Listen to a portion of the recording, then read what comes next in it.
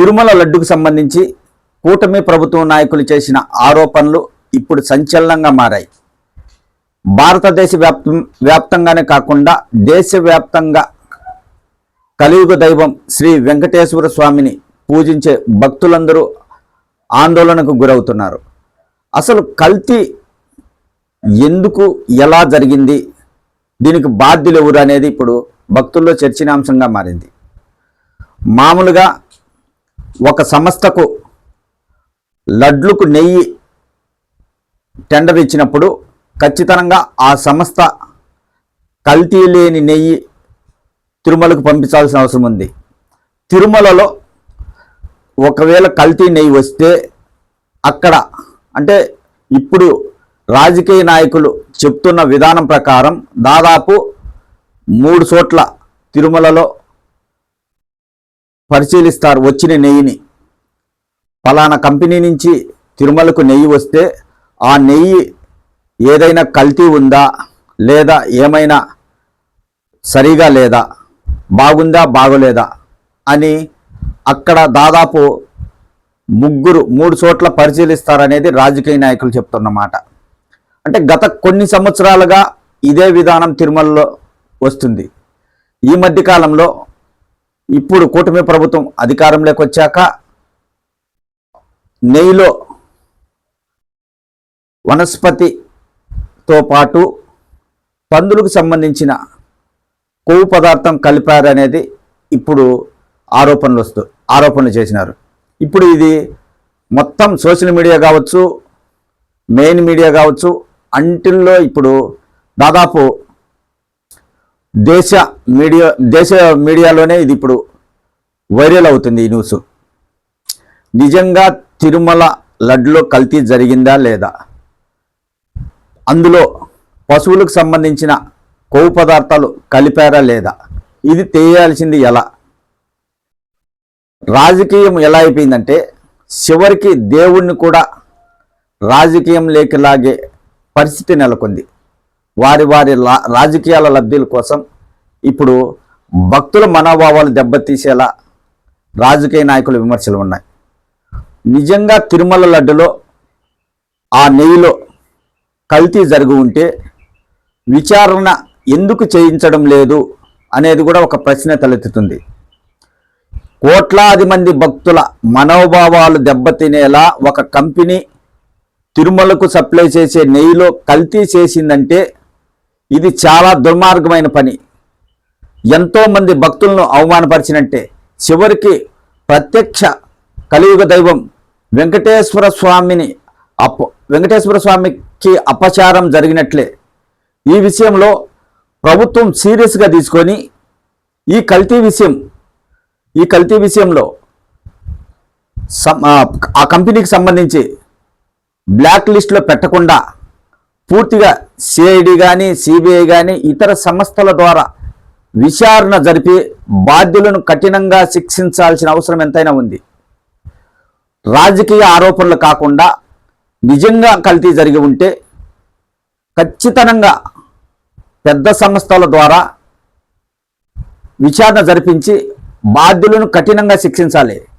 కానీ ఇక్కడ జరుగుతుంది ఏంది, ప్రభుత్వం ఆరోపణలు చేసి కూటమి ప్రభుత్వంకి సంబంధించిన నాయకులు ఆరోపణలు చేశారు. స్వయంగా రాష్ట్ర ముఖ్యమంత్రి నారా చంద్రబాబు నాయుడు గారు పెద్ద ఆయన ఆరోపణలు చేశాడు. పెద్ద ఆయన ఆరోపణలు చేసిన తర్వాత ఇది ఒక సంచలనంగా మారింది. దీన్ని టీడీపీకి సంబంధించిన మీడియా ఇంకా హైలైట్ చేయడంతో ఇది ప్రపంచవ్యాప్తంగా వ్యాపించింది. ప్రపంచవ్యాప్తంగా కోట్లాది మంది భక్తులు వెంకటేశ్వర స్వామిని పూజిస్తారు. తిరుపతి లడ్డు అంటే ఎంతో ప్రసిద్ధి చెందిన లడ్డు. ప్రతి ఒక్కరూ తిరుపతి లడ్డు తినాలని, తిరుమల లడ్డు తినాలనే ఆశ ఉంటుంది.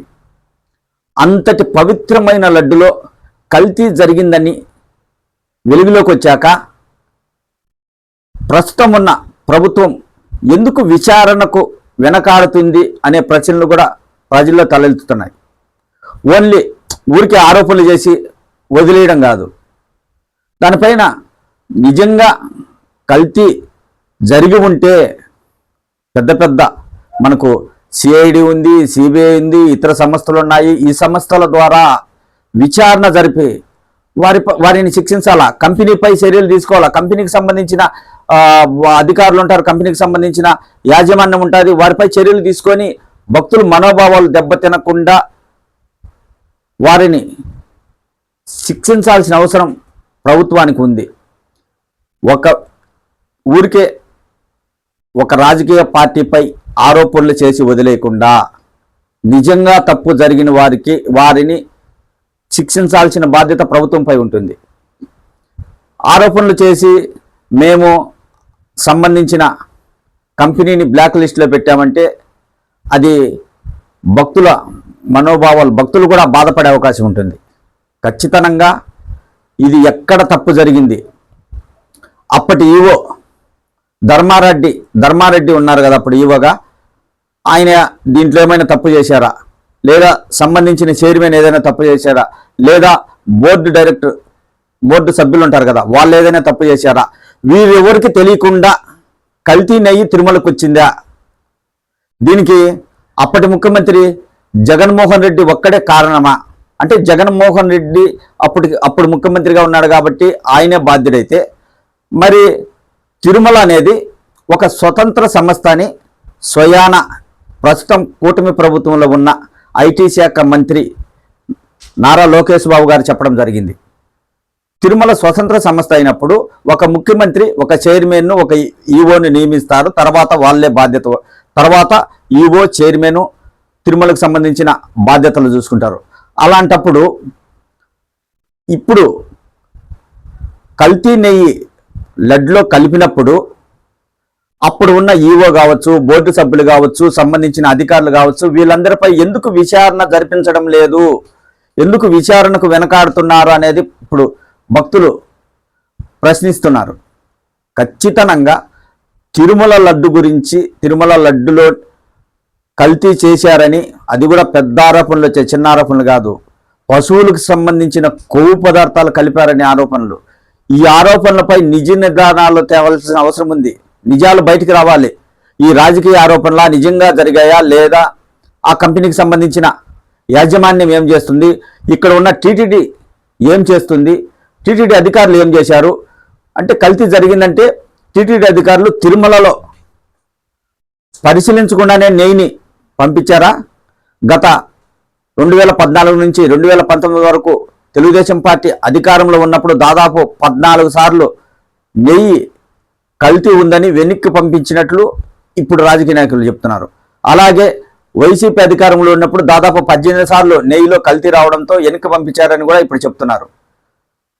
మరి ఇన్నిసార్లు వెనక్కి పోయినప్పుడు అలాంటి కంపెనీలకు ఎందుకు టెండర్ ఇచ్చారు అనేది కూడా తేలాల్సి ఉంది. ఖచ్చితంగా ఈ రాజకీయ ఆరోపణలు లేకుండా ప్రపంచవ్యాప్తంగా ఇప్పుడు తిరుమల లడ్డుపై చర్చ జరుగుతుంది. ప్రస్తుత ప్రభుత్వం పెద్ద సంస్థల ద్వారా విచారణ జరిపి బాధ్యులపై చర్యలు తీసుకోవాలని తిరుమల భక్తులు కోరుతున్నారు. తిరుమల భక్తులు ఇప్పుడు ఆందోళన వ్యక్తం చేస్తున్నారు, బాధ్యులను శిక్షించాలని. ఖచ్చితంగా చాలామంది బాధపడుతున్నారు. తిరుమల దైవం వెంకటేశ్వర స్వామికే ఇలాంటి పరిస్థితి ఉంటే ఇంకా సామాన్యులు కొనే నిత్యావసర వస్తువుల్లో ఎంత కల్తీ ఉంటుంది ఒక్కసారి ఆలోచించి, ఇలాంటి జరగకుండా ప్రస్తుత ప్రభుత్వం విచారణ జరిపి కంపెనీ కావచ్చు, అక్కడ ఉన్న అధికారులు, టీటీడీ అధికారులు, అప్పట్లో ఉన్న అధికారులు, వీళ్ళందరిపై చర్యలు తీసుకొని భక్తుల మనోభావాలు దెబ్బతినకుండా చూడాల్సిన బాధ్యత ప్రభుత్వంపై ఉంది. మరి ప్రస్తుత కూటమి ప్రభుత్వం తిరుమల లడ్డులో నెయ్యిలో కల్తీ జరిగిందనే అంశంపై విచారణ జరిపిస్తుందా లేదా అని భక్తులందరూ ఆశగా ఎదురు చూస్తున్నారు. ఖచ్చితంగా తప్పు చేసిన వారికి శిక్ష పడాల్సిందే. ఇది భక్తుల నుంచి వస్తున్న మాట. భక్తుల్లో ఒకరిగా నేను కూడా అదే కోరుకుంటున్నాను.